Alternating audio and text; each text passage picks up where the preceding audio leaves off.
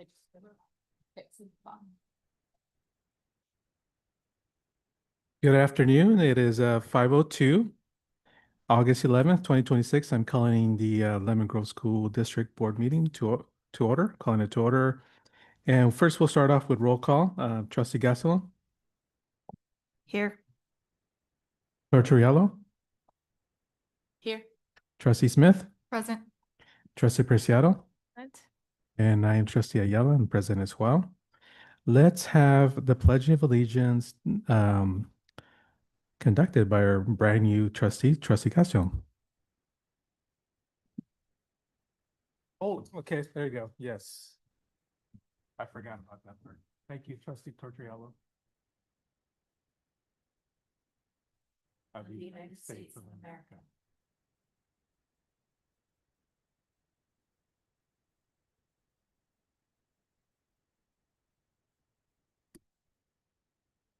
As always, trustees, we have each other's back. Thank you. All right, so approval of the agenda. I do want to pull one item. It's not for anything specific, but I do want to just give a shout out. So it's the item on donations. And I just apologize. It should be under consent agenda. See if I have the right number here. Superintendent, you know where that item is?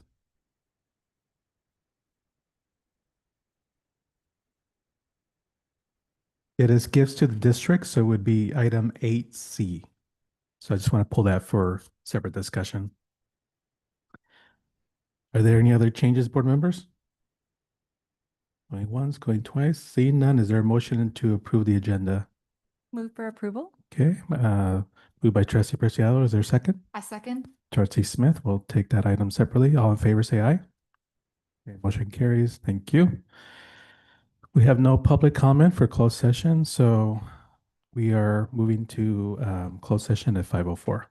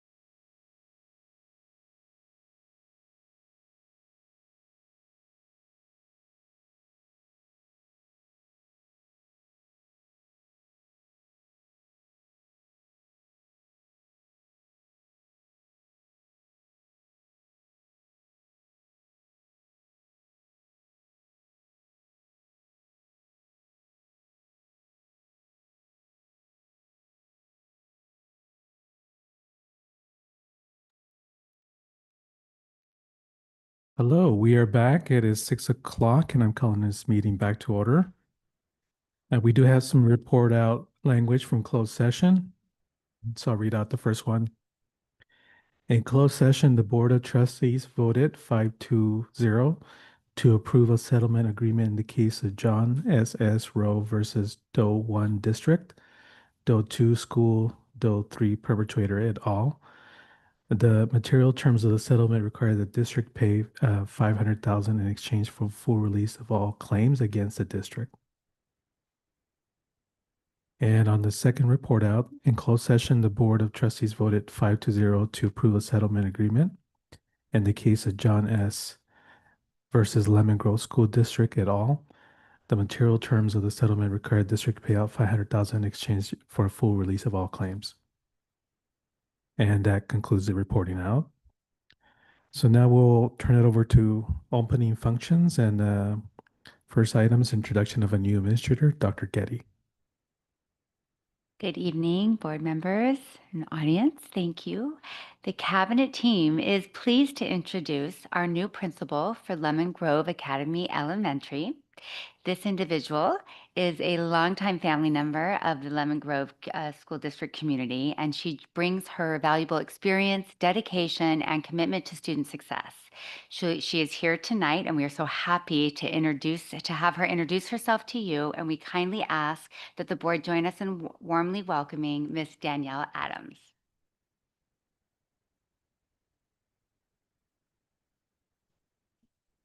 Good evening. Let's make sure your microphone's on so the audience can hear you. Good evening, board members, superintendent, and members of the community. My name is Danielle Adams, and I'm honored to introduce myself as the new principal of Lemon Grove Academy Elementary. When I think about this journey, 3 words come to mind: live, learn, lead. I was fortunate to grow up in Lemon Grove. In fact, I still live in the same house I was born in. I learned in Lemon Grove. I went to San Miguel and actually here at Lemon Grove Middle School. And now I will be leading in Lemon Grove as well. Returning to serve the community that invested so much in me is truly an honor. Education has always been more than a career for me. It's been my life's work in this community. I began as a student, became a student teacher, spent 17 years in the classroom, served as an instructional coach for 2 years, and most recently as an assistant principal at San Miguel Elementary. Every role has shaped me into the leader I am today and prepared me for this opportunity. My leadership philosophy is grounded in 4 beliefs. Relationships come first, with both students, staff, and family. I believe in high expectations for our students and for ourselves. I believe in shared leadership, where staff and students have voice and ownership. Most importantly, I believe every student can succeed with the adults around them work together to support them. At San Miguel, I had the opportunity to help strengthen school culture through positive behavior systems, restorative practices, student leadership, and strong family engagement. We celebrated student success, invested in relationships, and focused on creating a campus where every student felt like they belonged. As I begin this new chapter in Lemon Grove Elementary Academy, my vision is to build on the outstanding work already there. I want every student to feel known, every family to feel welcomed, every staff member to feel supported, and every child to leave believing in their own potential. I'm excited to listen, learn, and work alongside our staff, families, and community as we continue building a school where every tiger can thrive. Thank you for your trust. I am honored to serve the students and families of Lemon Grove Academy Elementary. Great, thank you.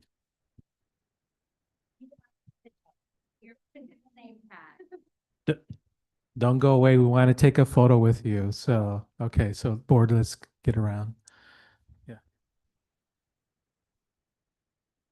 Congratulations.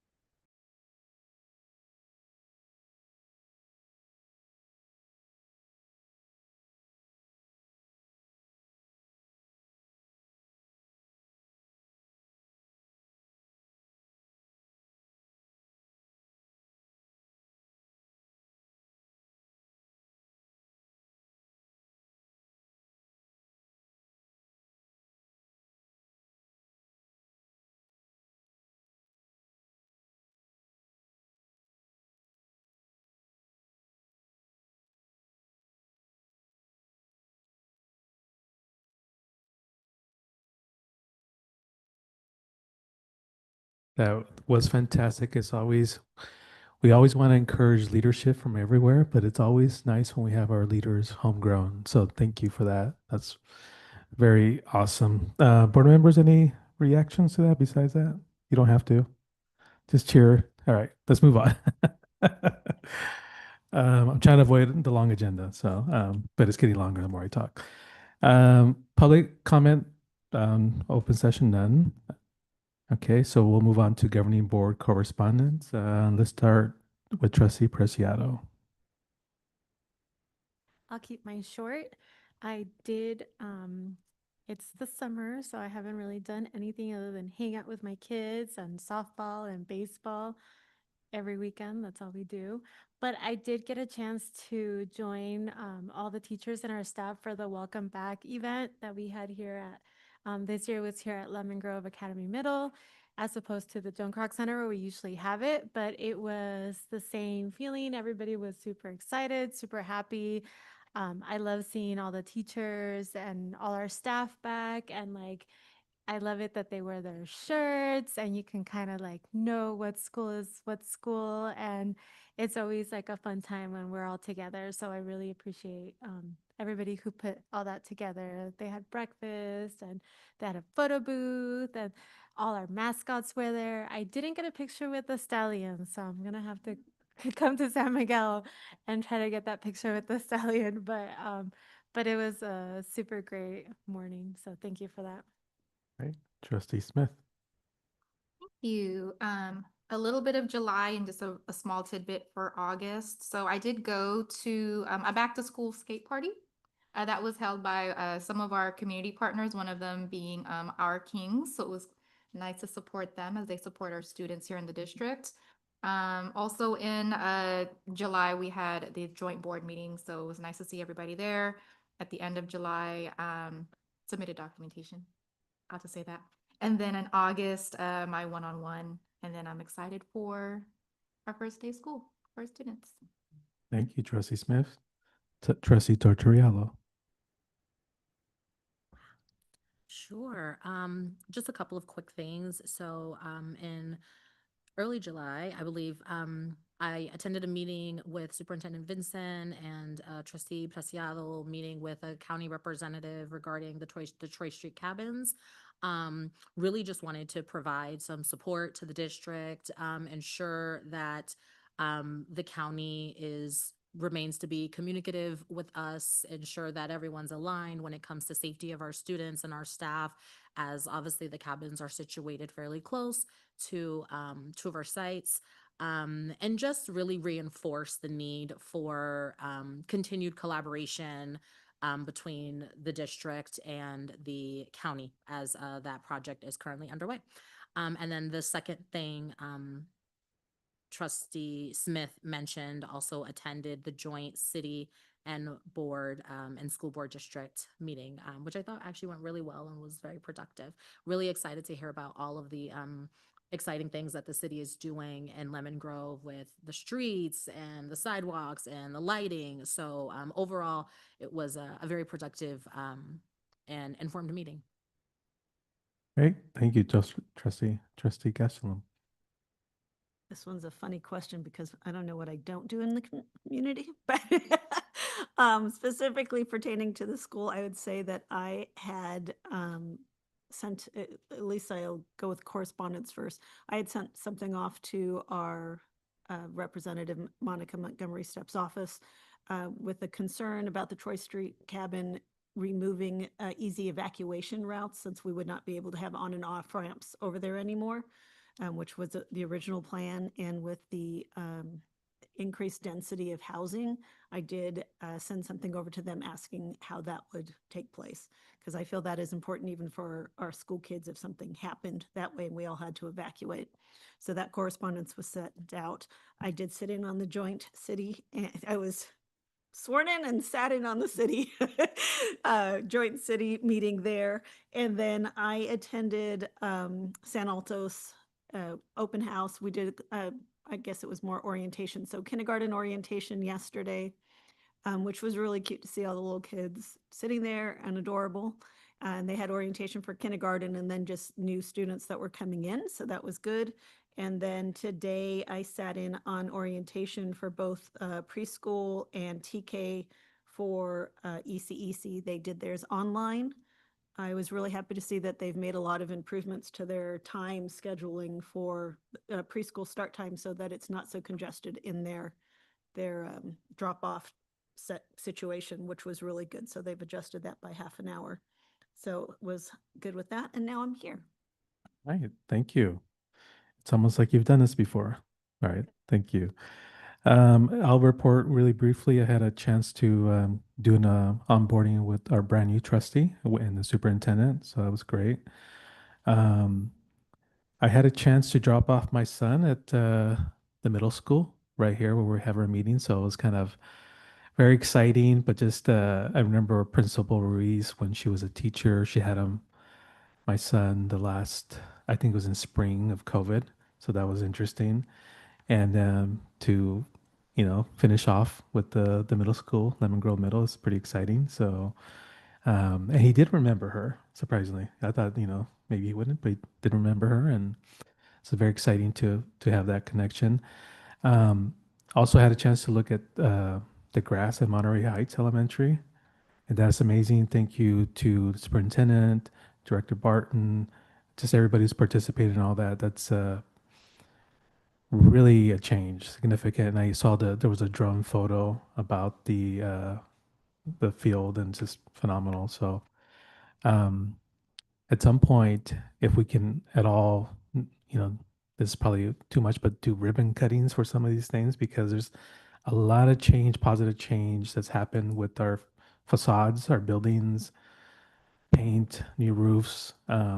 It's really been a big transformation in the last, like the last couple years, especially with the two bonds. So I don't know if at some point we're going to do a little video, maybe to the community or something like that. I know I shared that with the superintendent. And that's all I have to report. So we'll move on to action items. And right off the bat, Dr. Getty. Thank you. The next three items are all similar. We have variable term waiver requests, and these again are just to help cover any gaps that we might have in credentialing, especially this time of year. Oftentimes people are finishing programs and there just could be a little bit of a gap. So for the county to be able to authorize pay, we need to make sure we have the proper paperwork in place. So these variable term waivers. This first one is for Ms. Karina Leva.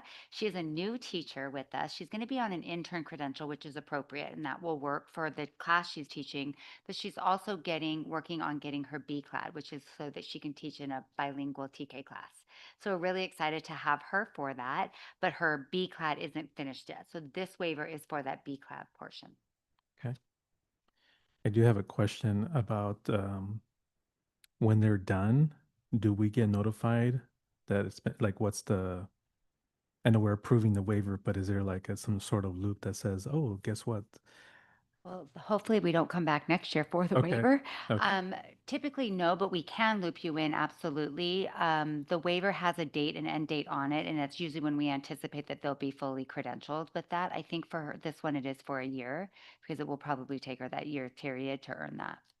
Yeah, if we can just close the loop and even put it on one of our weekly Monday reports. And Absolutely. also be great for us as board members to write a little congratulations card on behalf of the board. Because I know this is a big commitment to go through Yeah, these credentials. I love that idea. We could do that with all of our professional development and earnings that we get from our employees. I think that's great. Okay. Other questions related to this, board members? Okay, this is an action item, so it needs a first and a second. I move for approval. Moved by trustee Smith, I will second. second trustee Preciado. All in favor, say aye. Aye. Okay, motion carries. Next up is item B. So similarly, we have Ms. Arlene Para, who has been serving in a TOSA role in our ed services. She's going to be serving in the interim ed services coordinator position, and that does require an administrative credential. She is in a program earning that, so we need to cover this with a waiver while she's working on that. And I have the same comment for that and the next one. So Absolutely. any questions, comments? Okay, it's action. I will move for approval. Moved by trustee Preciado. Is there a second? I second. Second by trustee Gastelum. All in favor, say aye. Aye. Okay, motion carries, and then the next one. All right. This one we actually can close out and you'll be able to sell a celebratory note. So Miss Amy Paulo finished she was on an intern credential, which is again appropriate and doesn't require a waiver, but they're only good for a certain amount of time. And so in 3 years. And so that period was ending August 1st. She finished her preliminary admin services credential program in July, but her program was very backed up. And so they were taking a while to get the paperwork in. So we put this in just to cover us to make sure there was no issue, but she's actually probably not going to need us to do it. But we'll go ahead and approve it just in case there's an issue with the county. We want to make sure there's no pay discrepancy, but she has completed her program. I can announce that. Okay, that's great. So she also gets a card from us too, so. Is there a motion to approve? I move to approve. Moved by trustee Tortoriello, is there a second? A second. Second, trustee Smith, all in favor, say aye. Aye. Okay, great. Moving on to item D, swing education, and it's Dr. Getty.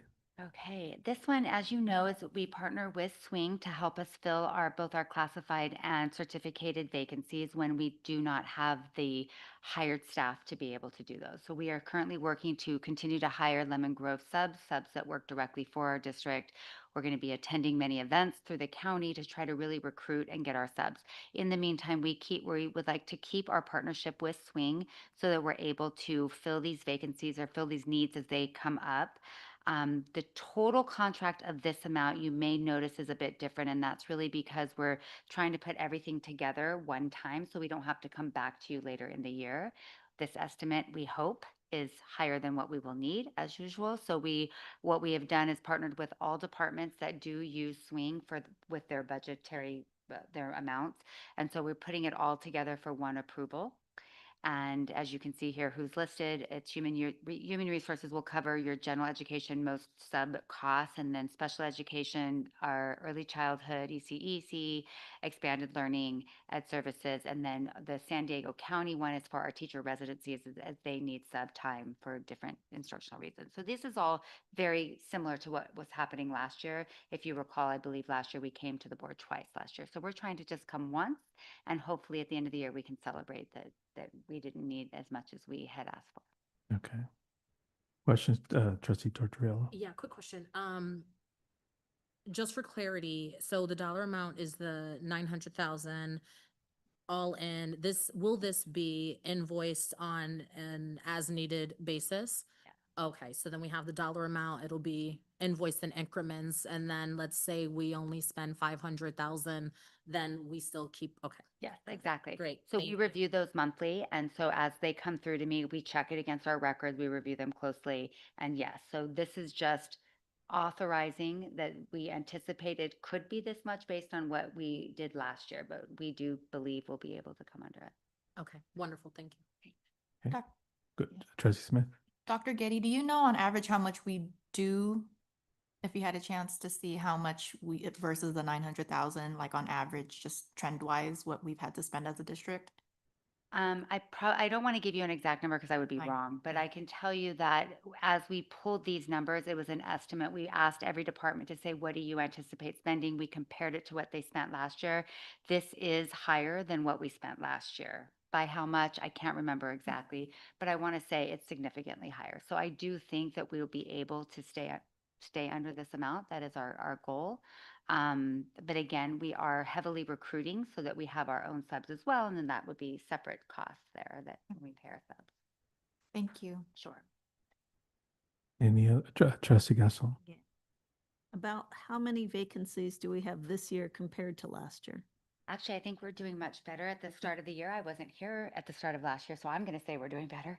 But I do believe we are, just based on the records and from what I can see. Our ELP program is fully staffed, which is, often a difficult one because there are many part-time positions. We are also doing well in child nutrition services, areas that we have had struggles to get staffing, especially at the beginning of the year. We have had some recent either resignations or need for a sub that we weren't anticipating. So in that way, we might have to rely on Swing just because of the short notice. But as of right now, I think we're doing much better than we have in years past, and we anticipate being able to continue that. We're also excited to look at our partnerships with our university partners as we may have interns or some other needs. A lot of our student teachers can be hired as subs and such and so forth. Any other questions, board members?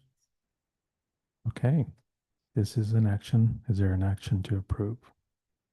I move to approve. Moved by trustee Tortorello. Is there a second? I can second. Second by trustee Preciado. All in favor, say aye. Okay, motion carries. Next item, updated board policy, parent guardian notifications, cabinet member Byrd. Good evening, board members and community members. Tonight, I'm bringing for your review and approval Board Policy 5145.6, Parent Guardian Notifications, as well as its exhibit. In the red line version, you can track the changes between what was previously adopted and what we are proposing tonight. The main shift in the policy is updated editing that are fairly superficial, but the main substantial change is that the district is adding that we are required to provide alternative formats for individuals with disabilities in the notifications that they are required to receive. And with that, I will hand it over to the board for any questions or clarifications. Okay. Board, any questions around this? So this is in line with CSBA though, right? Yes. Okay. And CSBA is our California School Board Association policy group.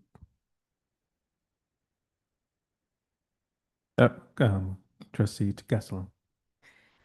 Just a comment that I actually appreciate a lot of the wording changes that were made, especially from the parental to familial. As someone who had a kinship situation, I think this is a lot more welcoming to a lot of people. And I think it's sometimes easier for kids to hear that have to hear certain things as well. So I appreciate the wording changes in a lot of ways. So that's just my 2 cents. I know it wasn't all you when we're complying, but I want, No, it thank is you. good. I agree. Yeah, 100%. Right. Any other questions? Is there a motion? Moved by trustee Gastelum. Is there a second? I second. Trustee Smith. All in favor, say aye. Okay, motion carries unanimously. Moving on to updated board policy, visitors, outsiders, policy 1250, Director Byrne. Yes, thank you. In the same vein as our last board policy, with this one, you have a board policy and administrative regulation update for visitors outsiders. Again, with the red line changes, you can track the difference between our current adopted board policy regulation and the one being proposed tonight. The most substantial difference for our board policy 1250 visitors outsiders is essentially the addition of the language of other board policies and administrative regulations that are included in this, which have also recently been updated, such as Administrative Regulation 3515.2 on disruptions, as well as adding the Board Policy and Administrative Regulation 3515.5 for sex offender notification. So it's essentially cleaning up the connection between this policy with other board policy and administrative regulations. For the regulation, there are, again, some formatting updates, again, the more editing changes, but there also is the additional requirement in this board policy for any person who is not a student or staff member to register immediately upon entering the school building or grounds and to wear identification for the entirety of their time on campus. This is currently what we have in practice, and now the board policy, or I should say the regulation, is coming up to speed with that. There also is the addition down further of the visitor, if they show reasonable cause to be willfully disrupting the orderly operation, that the principal or designee may issue a stay away letter, which is in accordance with penal code. So this is a practice that, again, we have in place, but now we have the regulation naming that this is a connected component of the visitors and outside relationships. So with that, I'll pass it over to the board members for questions, comments. Okay. Any questions or comments? Seeing none, I'll move to approve. Is there a second? I'll second. Trustee Tortorello. All in favor, say aye. Okay. Next item, updated board policy, volunteer assistance, Superintendent Vincent. Thank you, board members. This updated board policy and administrative regulation regarding volunteers is brought based off of changes to state law. It is generally consistent with existing practice, but state law now requires that all volunteers receive mandated reporter training. We are also tightening up our fingerprinting process for volunteers, which is consistent with the board policy and the administrative regs.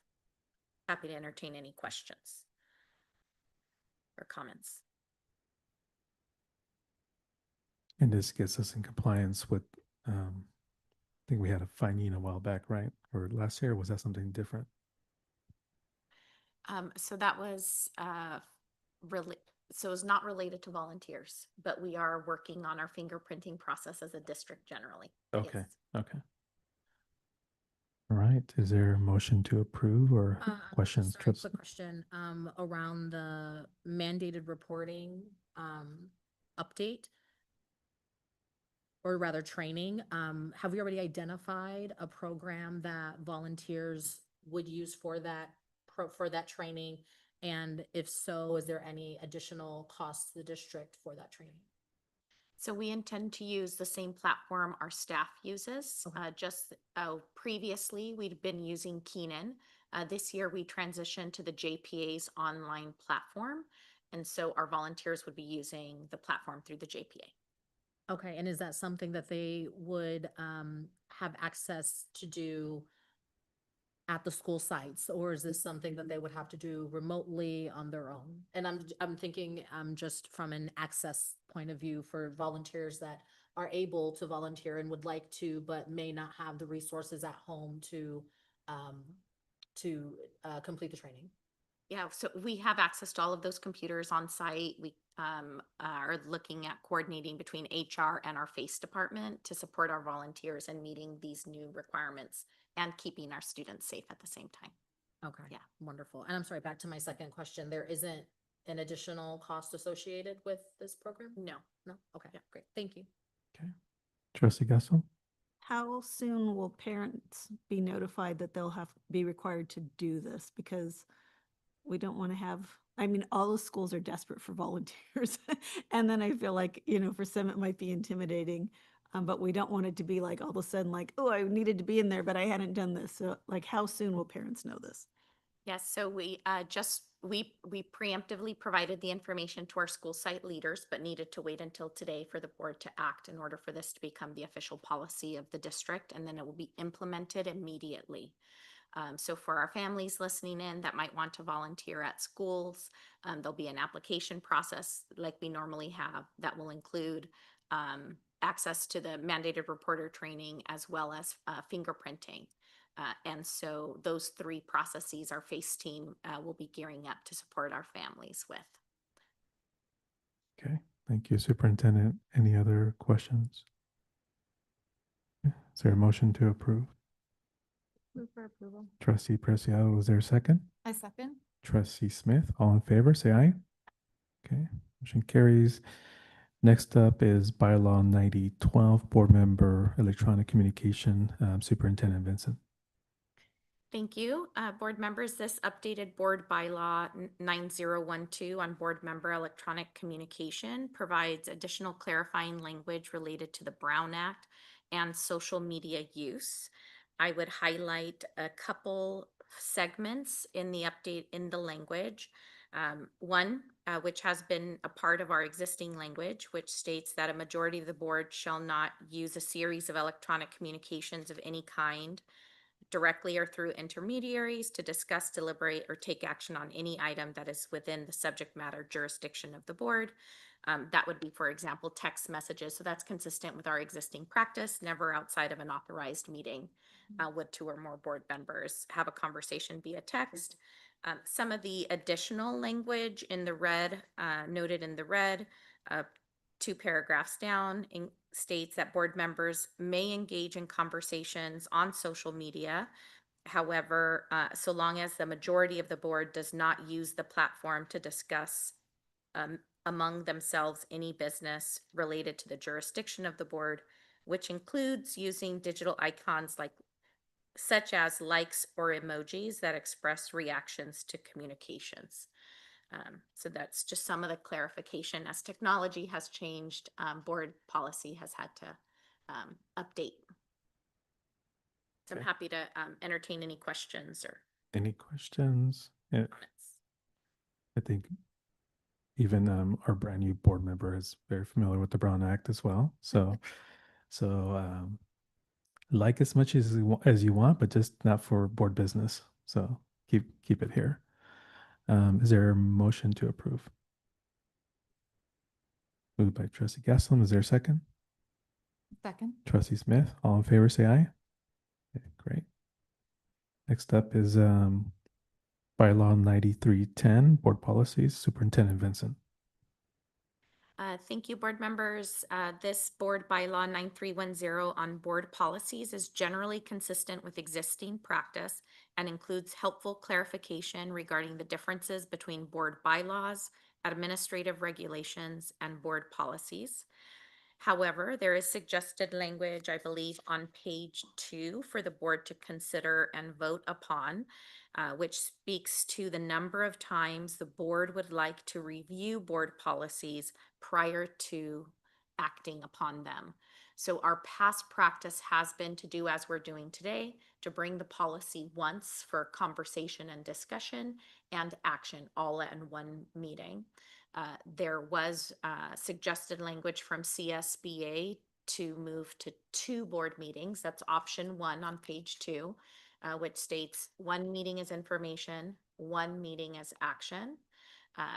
But we do have the flexibility to decide that. You as a board have the flexibility to decide that, to consistently bring it twice, or to opt for what is more familiar to current practice, which would be option 2 in the language, which states that it would be brought once with the option to bring it twice, should that be necessary.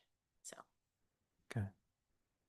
So I shared with the superintendent during my one-on-one that the practice that we're currently doing is good, but I started thinking about like even like the fingerprinting policy or just being able to have enough time if there's something to get constituency input or more feedback, the information part 1 and then the action the next month. So I'm just sharing my thoughts with the board on that. So I don't know if people have one feeling or another. So Trustee Gastelum. I do on all of the other boards that I serve on, we tend to do informational on one and then make a decision on the other.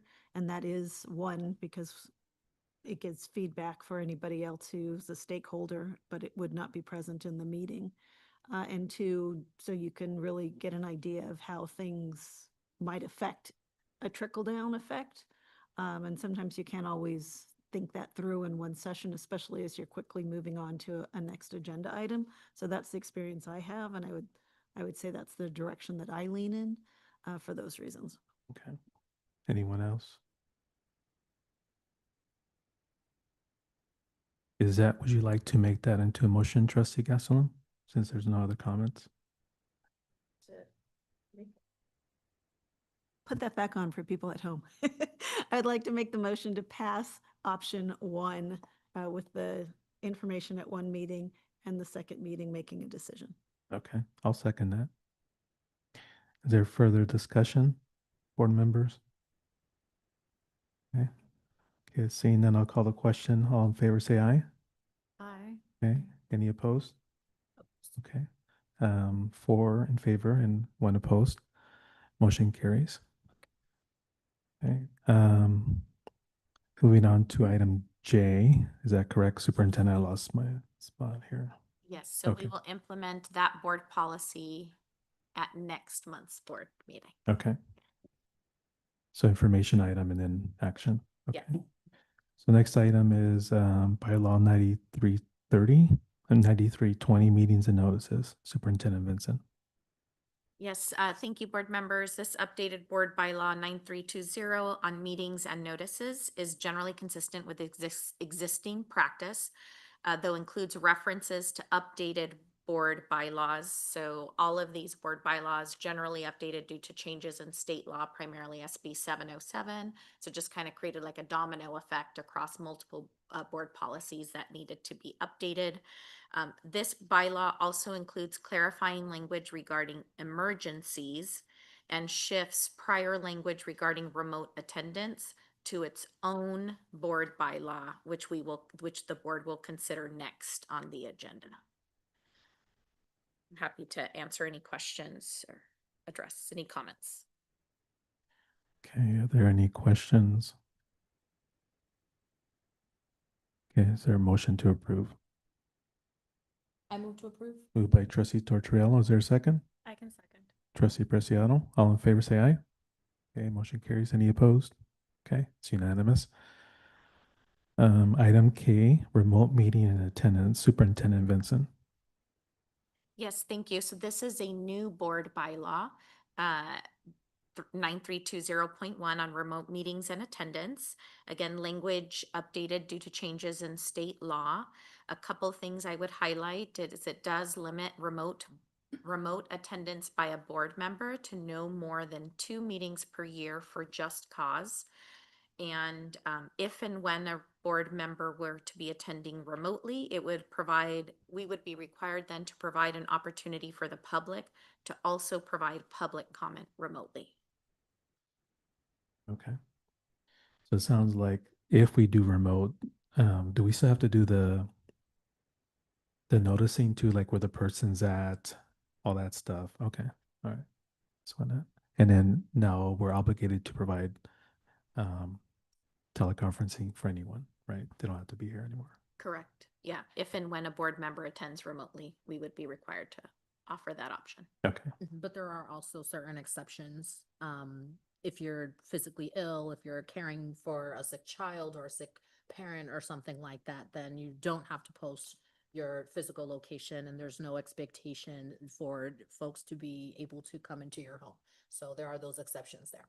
Exactly correct. Yes. And the board policy outlines those specific exceptions. Yeah. Thank you for the added clarification, Trustee Tortorella and Superintendent Vincent. Is there any other questions? I do have a question. If we are then required, like trustee is attending remotely, so we give the option of having then questions from public comment remotely. Is there any additional cost or anything like that to us? Any additional, anything we have to do?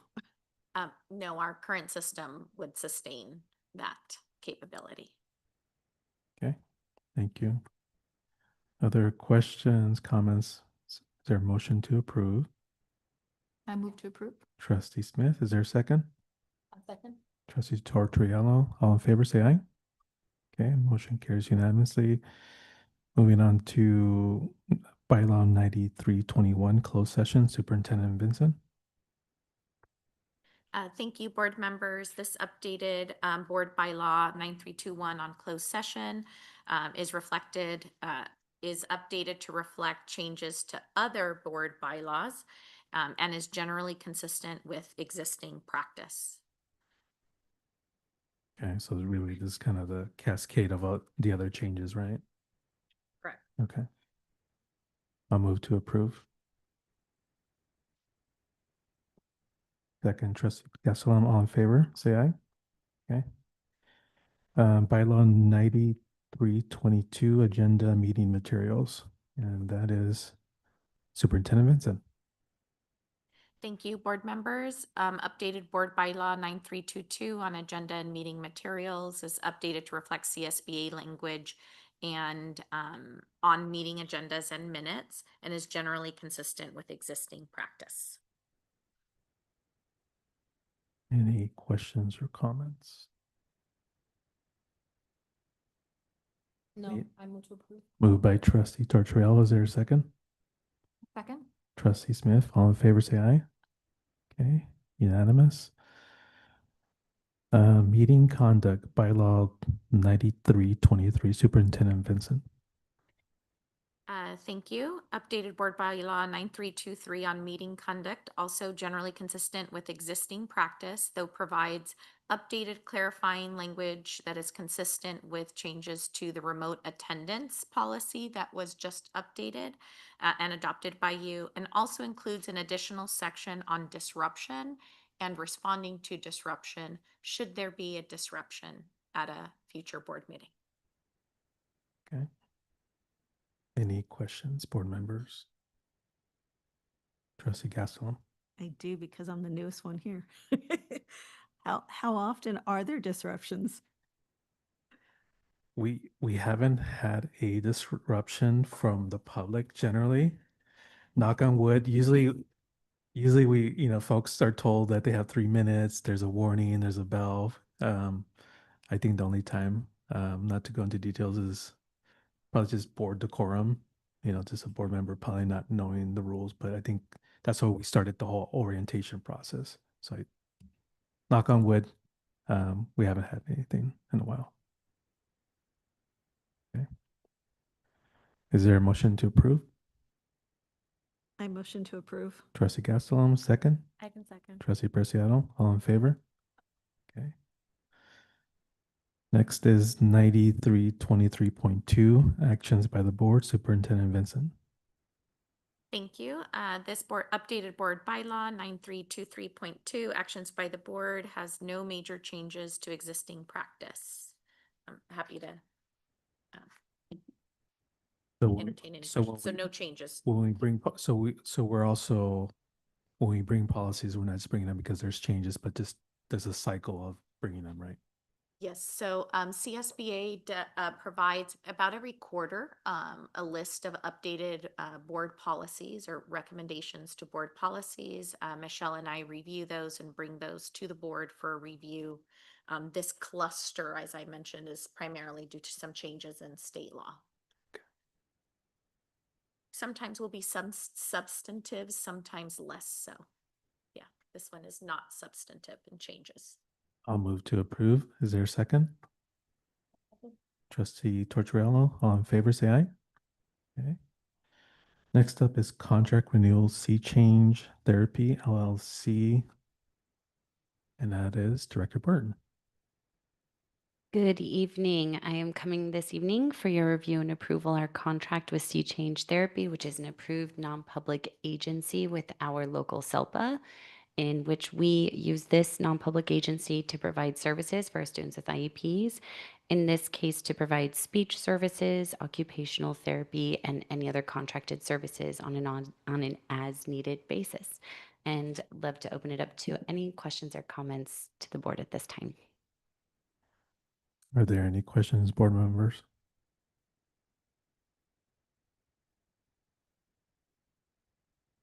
And the amount is really covering the year, right, Director Burton?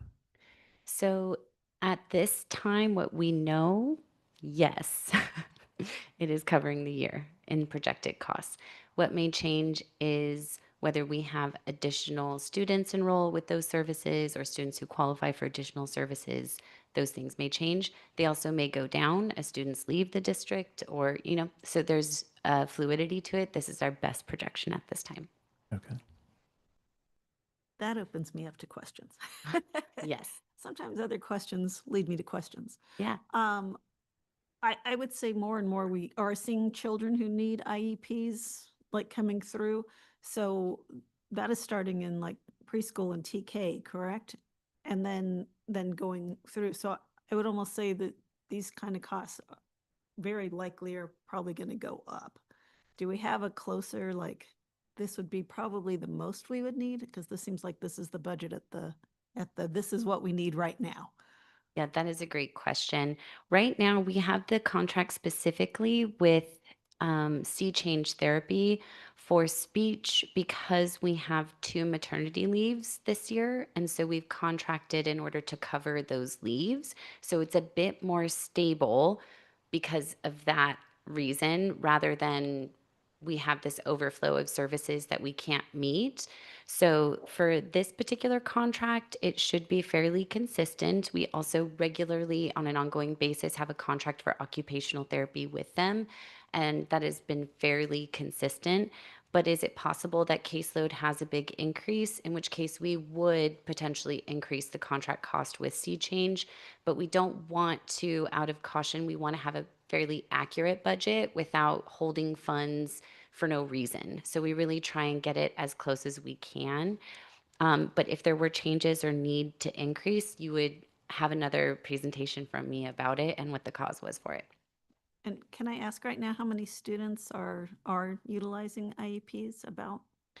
Yeah, that's a great question. So it's a little wonky because we're at the beginning of the year, so some numbers haven't completely materialized, but we're at out of around 3,000 students in the district, we're running at about 600 odd students with IEPs, but we had quite a large assessment load over the summer for our preschoolers, but we don't know who will end up showing up on day one. So that's our rough estimate at this time. Any other questions? Trustee Smith? Yeah, just a quick one. It's gonna be very similar to what I asked Dr. Getty. Do we know what our contract with Z Change this past year, if we were within the same range, or do we know this a much higher amount? It's a higher amount, and that's partially because we have a list of different non-public agencies in the SELPA that we can contract with. And in this case, Sea Change Therapy had speech and language pathologists available, and they were using the SELPA rate for speech and language. And so we are using this MPA provider for more things this year. Whereas with another MPA, we'll see less cost because we're not using them for the speech and language coverage. But again, with our speech and language pathologist, there's two, and we are using one of them as a maternity leave coverage, and we're kind of zhuzhing to cover the other maternity leave as well through the people that we have in place. Thank you. Yeah. Okay. Any other questions? I do have a question that just came to mind. It kind of relates to all the big purchases or big contracts that we have, probably more directed to Director Barton. In terms of the tentative budget, adopted budget, are these the values that we're going to put in there, or is that going to be different from the budget items, or is that a, Yeah, this is currently in alignment with Okay. what we have budgeted, which was approved by the board at the adopted budget in June. As you know, at each of the interims, we bring back any adjustments that need to be made, partially because of how Deputy Superintendent was explaining the increase or decrease in students needing NPA or NPS services. It really it is a different way we project because it could be the number of students can vary from year to year. okay? Thank you. That's my question. Any other questions? All right, this is action. Is there a motion to approve? I move for approval. Trustee Smith, is there a second? Trustee Gastelum, all in favor, say aye. Okay, motion carries. Moving on to contract renewal, rural health, and that's Director Burton. And I'm back. So for this contract, this is with another non-public agency with our SELPA. This agency is Row Health. And this in particular is a contract for our classified staff services. So this is the support for behavior, for our extensive support need classrooms. And we also have contracted with them for a licensed vocational nurse, which is a requirement for one of our students' IEPs. And we also will be working with them to provide nurse sub coverage. This particular contract is a bit more of a starting point because we don't know how long we will have some of these services with Row Health. We are hoping to bring some of these services in-house. So at this time, I would say this is not the full annual amount because we're working with our whole team to get some of these positions hired internally. So with that, I will open it to your questions. Okay, any questions? She answered my question because I was wondering, how come we don't have all these services in-house? But thank you. Yeah, I think at some point we had this conversation, Trustee Preciado, about the contracted services that we do with subs, etc. Maybe I know you have other things, but at some point just kind of doing like cost analysis, like to either do it in a weekly report or even just talk about, what can we do in-house, bring, hire our teachers as opposed to contract. I know some things we can't do, but just it'd be good to circle back with that. Yeah, so bring a board memo kind of summary around the cost benefit and some plans around that. Absolutely. Okay. I have a question kind of on the heels of one of my earlier questions.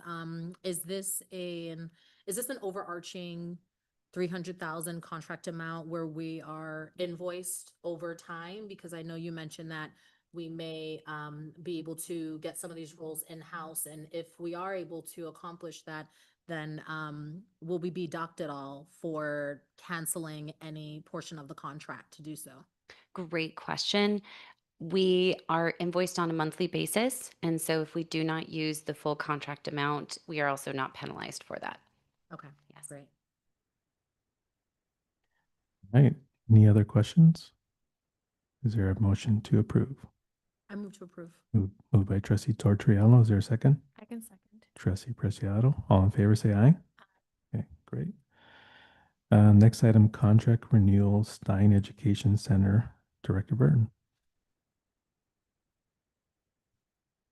Good evening. Along the same lines as non-public agencies, we also have contracts with non-public schools, which are state-approved non-public school agencies. These offer a placement for students with special needs at a more restrictive setting where the whole entire school and program is based on supporting individuals with disabilities. At this time, for your review and approval, we have a contract with an estimated dollar amount for $106,801. This is based on a projection of one student placement this year. And we'll open it for your questions and comments. All right. Any questions or comments? You mentioned this is a contract renewal, so we've utilized this NPS last year as well. Okay, and is the cost consistent? Yes, it does tend to go up a little bit every Okay. year. And these are negotiated with the SELPA. So the SELPA does negotiation on behalf of the school districts and puts it into a contract for our use. Okay.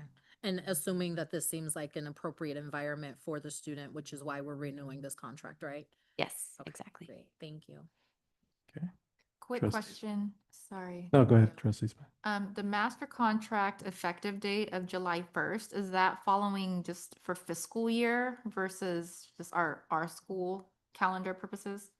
Yes, as the contract renewal and negotiation process is following our fiscal year component as the SELPA does. However, it also relates to, we have extended school year for our students who attend non-public school. They also attended extended school year with their non-public school. So that provides the coverage for the Perfect. rates that shift in July. Thank you. Any other questions? Is there a motion to approve? I move for approval. Trustee Smith, is there a second? Trustee Gaston, all in favor, say aye. Okay, motion carries. Moving on to contract renewal, Sierra School of San Diego. Director Burton, you are on a roll here. Yes, I'm back again. For Sierra School of San Diego, this is also a state certified non-public school in which we anticipate 2 student placement. So we have a projected cost of that $194,791. And I will leave it to the board for questions and comments at this time. Okay. Kind of similar to the prior one, right? Yes, exactly. I'll move to approve. Is there a second? A second. Second by trustee Tortoriello, all in favor? Okay. Carries unanimously. Moving on to quote approval benchmark education company Director Fonaro. Good evening. For your approval tonight is a quote with Benchmark Education, which is our district adopted English language arts curriculum for grades preschool through 6th grade. This quote contains both digital and print materials for students and teachers. Any questions, board members? And this is continuation, right? Correct. This is an annual renewal. Trustee Kessler. Do we ever like shop the contracts? Are contracts ever shopped? Are there other places to get anything? Or is it always, it's like, this is pretty much the standard? Remember, I'm new, so I don't know. Yeah, that's a great question. So, our curriculum is adopted by a committee of various teachers representing each school site as well as each grade level. Our adoption timeline follows the same timeline as the state of California. As they release different materials, we pilot different programs and we shop around, so to speak. But once we select and adopt, we stick with that until the next adoption.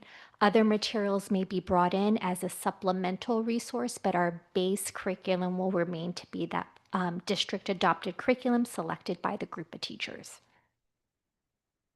Okay. Any other questions? Okay. I just have a curious one. When is our expected next round for adoption? Yes, so we are wrapping up our math adoption. And so the window for ELA will open next year, 27, 28. Maybe we can add the map. Remember, we have the map Oh, to the our timeline. Mhm. the timeline to our board update, just so we could get a refresher, if that's okay. Yes, no problem. Okay. And the process for getting teacher input on this, is it standard or like what, how does that work? Yeah, so the teacher input is through that adoption committee. Okay. Mhm. Right. Is there a motion to approve? I'm sorry, based on what you just said, so you said that the teacher input is on the adoption, happens at the adoption committee. Mhm. But are we checking in with our educators to ensure that these programs and products are sufficient throughout the school year, like regular feedback outside of the adoption process? Yes, that Okay. mostly happens with during the first few years of adoption to ensure that teachers have the proper training, they have support in problem solving any issues, support with implementation. We work very closely with our vendors to ensure that our teachers are able to utilize it in the best way that they can. Okay, thank you. Any other questions? Is there a motion to approve? Move for approval? Moved by trustee Smith. Is there a second? I can second. Second by trustee Preciado. All in favor? Okay, motion carries unanimously. We are done with action, policy, information item. Yeah, I'll cover that item K right before the action item. Moving on to information discussion, strategic plan update, Superintendent Vincent. Thank you, board members. And for this presentation, Amy and I will use the podium. So I'll transition to the podium.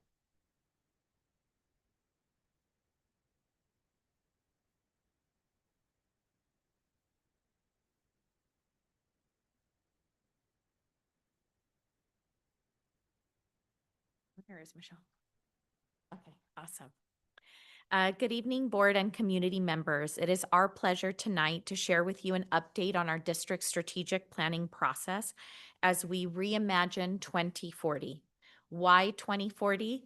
That's because that is when our current transitional kindergarten students will be graduating from high school.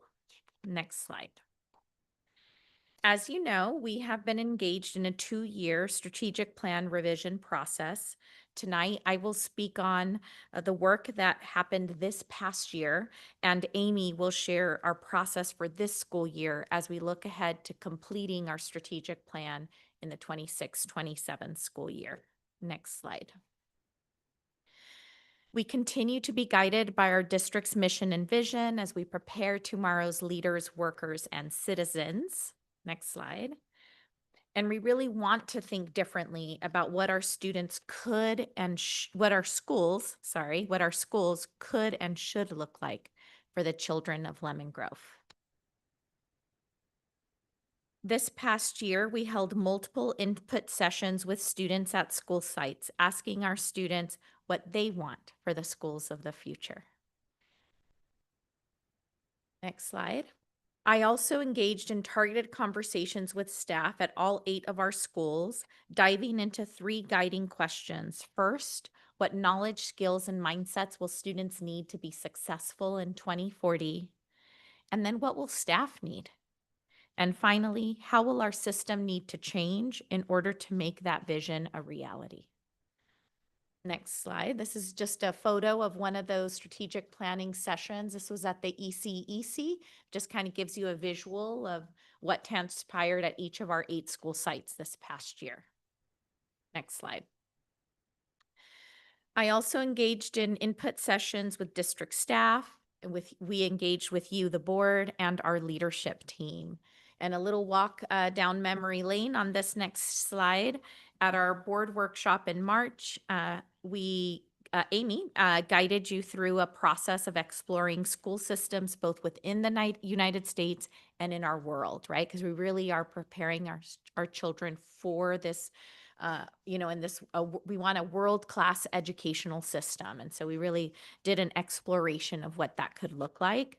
Next slide. The board then talked about what structures would need to change, where past practice might conflict with that idea of innovation or ideas around innovation, and assumptions around time, staffing, and control that might need to change.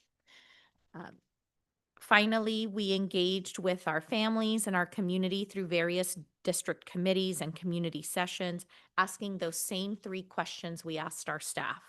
What knowledge, skills, and mindsets will students need to be successful in 2040?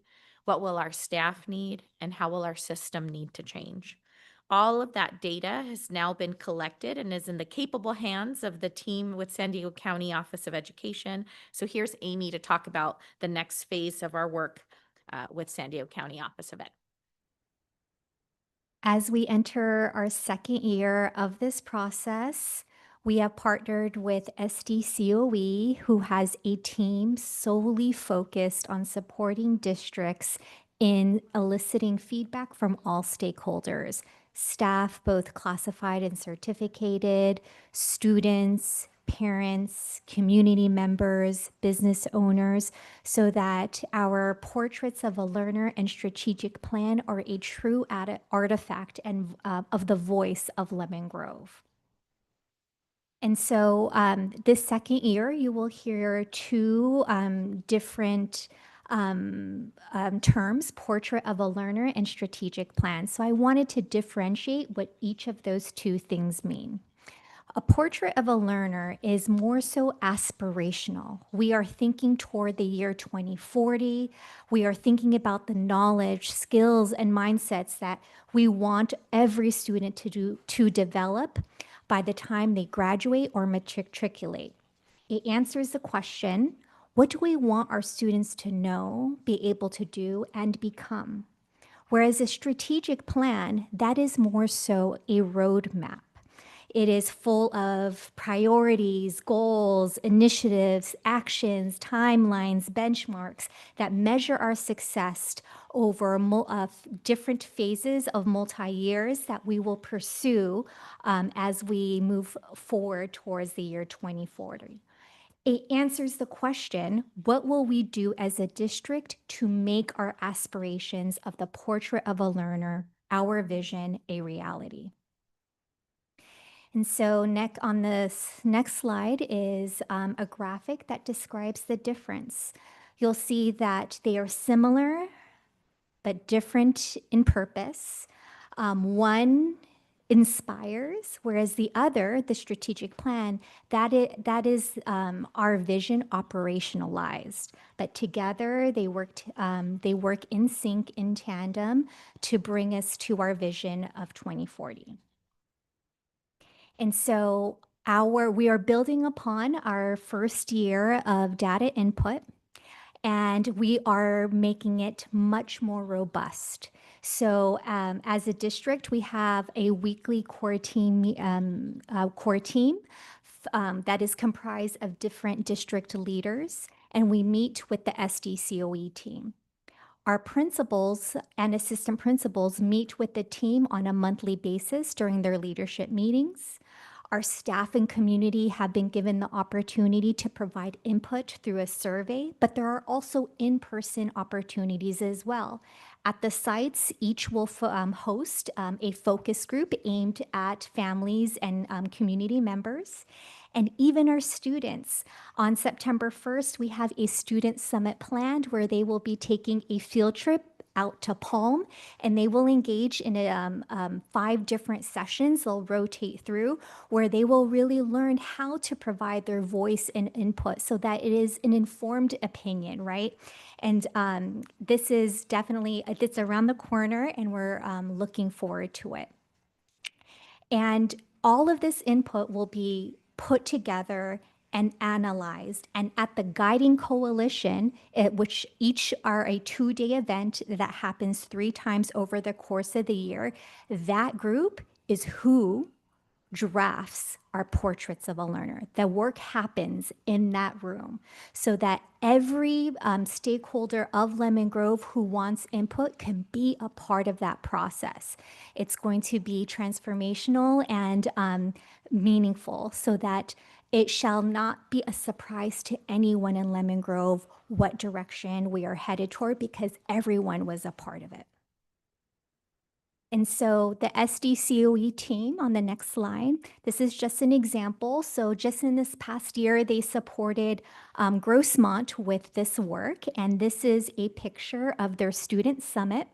Once again, ours will occur on September 1st. It will be an all-day field trip for grades 3rd through 8th. And on the next slide is a picture of one of their guiding coalitions. Next slide. And so at each of the tables sits a different stakeholder. So a student, community member, a site leader, district leader, teacher, classified staff member, all engaged in making sense of the data and drafting our portraits. All right, so with that, I would love to hear any comments or questions that you may have. Okay, this is our chance, board members, to give. This is not an action item, it's all information. So we're responding to the superintendent and Director Fulanaro's presentation. So thoughts, comments, ideas. Dr. Fulinaro, I have a question, Director, sorry. I have a question about the student summit. So I see that it's grades 3 through 8. Is this from all of our sites, or how are the students chosen to participate? That- Because it's only one day and I'm thinking Palm, and I'm like, I don't know if they can have all those students there.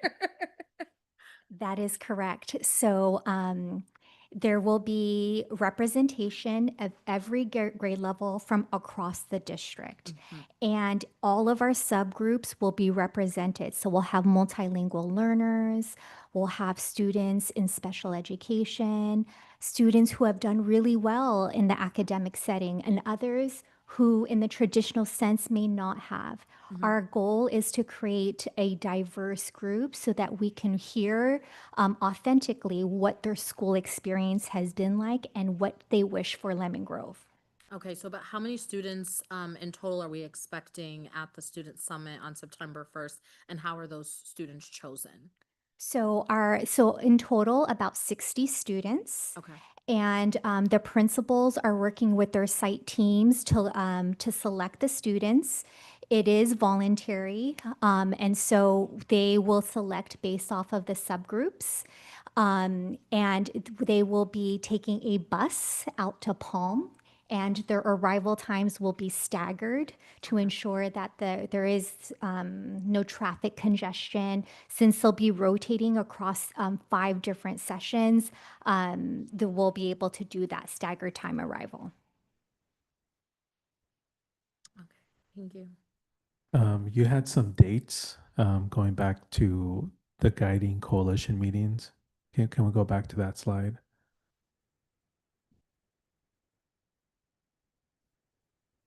Oh, So these are, oh, That one, yeah. no, so there's a guiding coalition 1, 2, and 3. Who's going to be at those? Or like, yes. Amy can talk about all the folks that will be at the Guiding Coalition, and as a board, your subsequent agenda item is an action item. We would love to have 1 or 2 board members also join the group at the Guiding Coalition. Okay. But I'll have Amy talk about who will be there. Terrific. So in July, Superintendent Vincent sent out a letter to the staff and community describing this process and inviting them to fill out a Google form to indicate their interest in participating. They fill out that Google form, and what we do is that we work with the SDCOE team to make sure that all stakeholder groups are represented. And we are just constantly advertising and campaigning and recruiting participation so that our goal is to have equal representation across staff, community members, students, and business owners. Okay. Trustee Smith. I have a question. I know that could be the challenge, right? Of getting everyone's interest or just awareness. Could you, I would ask that, provide the updates to Superintendent Vincent, and if you can just share with us on our board updates, how we're doing in regards to how we're collecting, those submissions. So we have the group, of people to have full representation, and if there's ways we could share it out or just get to know some of the There we folks to go. help. That would be my ask, is just, we don't want to put that all on your shoulders and think that we're having the pool to work with, when in reality we're falling short of being able to have a solid group. I do have a follow-up, just outside thought. So I love the fact that this is the direction we're headed in regards to our strategic plan and the partnership with the San Diego County of Education. It's so great. Do we know if any other districts are also following the portrait of a learner process, and how does our district align with that if they are, and or how does it set us apart if there are multiple districts following the portrait of a learner path? So this is definitely a conversation that districts all over the state and country are having. The state of California just released their own portraits of a graduate. Locally, I mentioned earlier that the county recently worked with Grossmont, previous to that, Coronado. And so there are many leaders and teachers really thinking about who we want our students to become and what skills and dispositions they need in order to succeed. And so our alignment, that is what is yet to be seen. And that's what's so exciting about that first Guiding Coalition, because we will see all of the data come together. Thank you. And I actually brought, the county team was here at our Welcome Back event last week.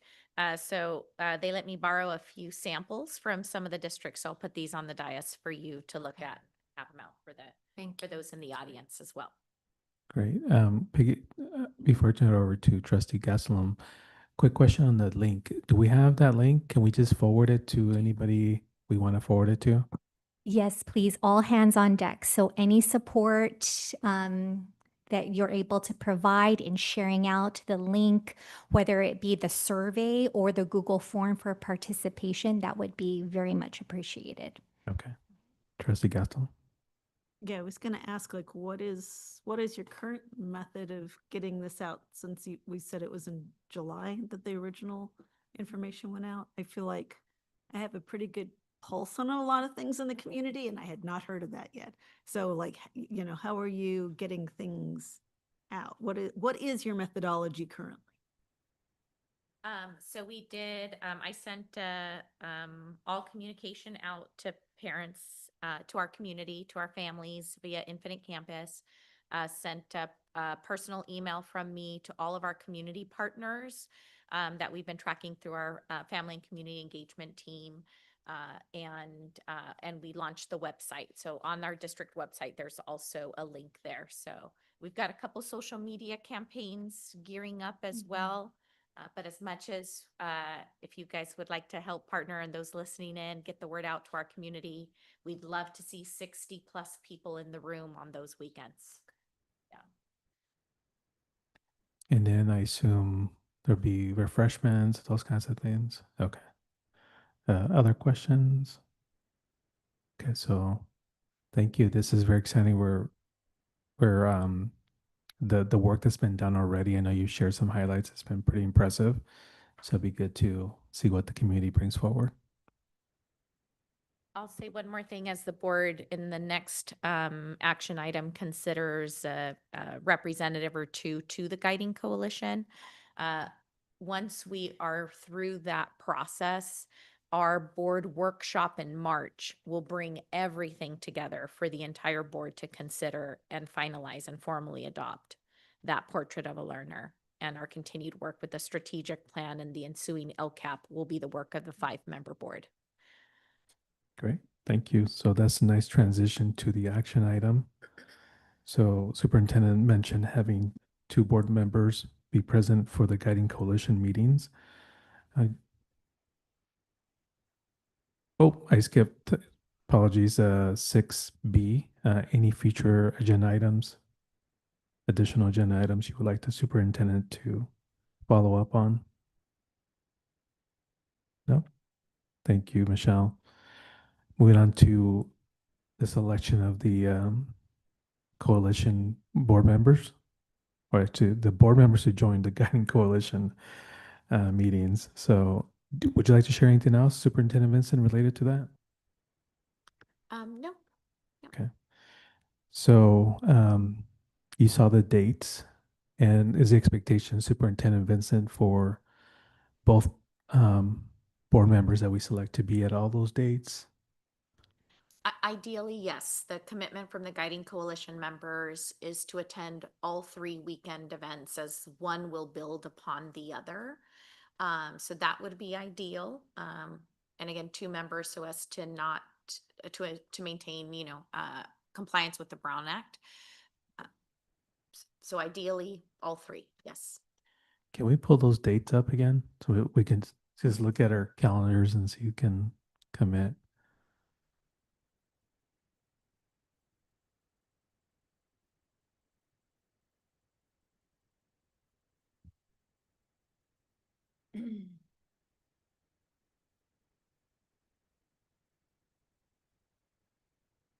Okay, so we have September 18th from 4 to 7, September 19th from 8 to 4.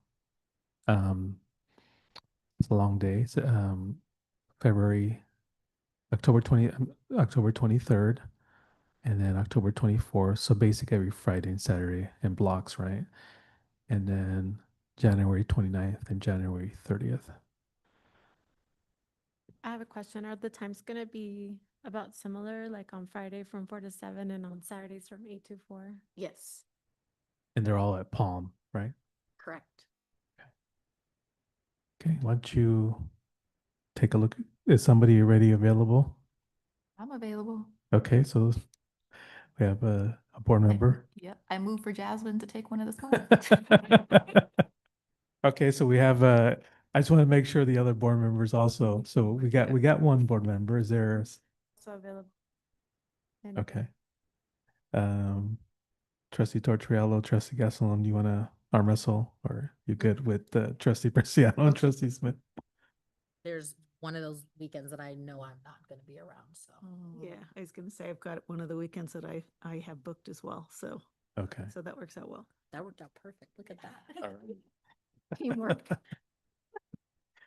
Okay, well, I'll make a motion to appoint board members, Trustee Preciado and Trustee Smith for the guiding coalition meetings to come up for the strategic plan. Is there a second? Can I second You myself? can second yourself. Second by Trustee Smith. All in favor, say aye. Okay, none opposed. All right, great. Thank you, Superintendent Vincent. We got some representation there. Before we move to the approval of the consent agenda, I just want to, we approve taking item C as a separate, and it's gifts to the district. I just want to do a quick shout out because it's kind of buried in there. And what I read was pretty pretty impressive. The community coming forward in terms of donations.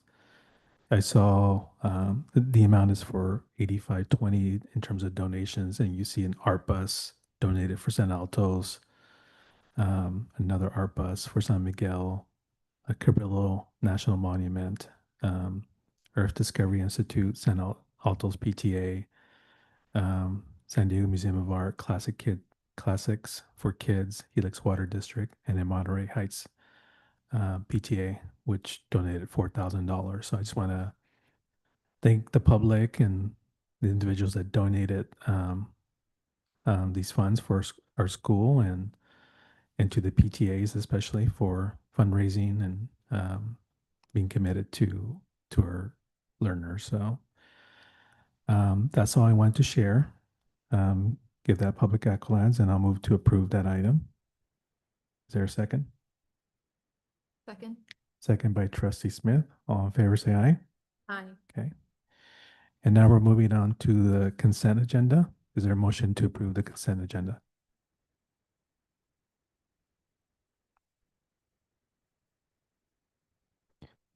Moved by Trustee Gaston. All in favor? Aye. I'll second. Sorry.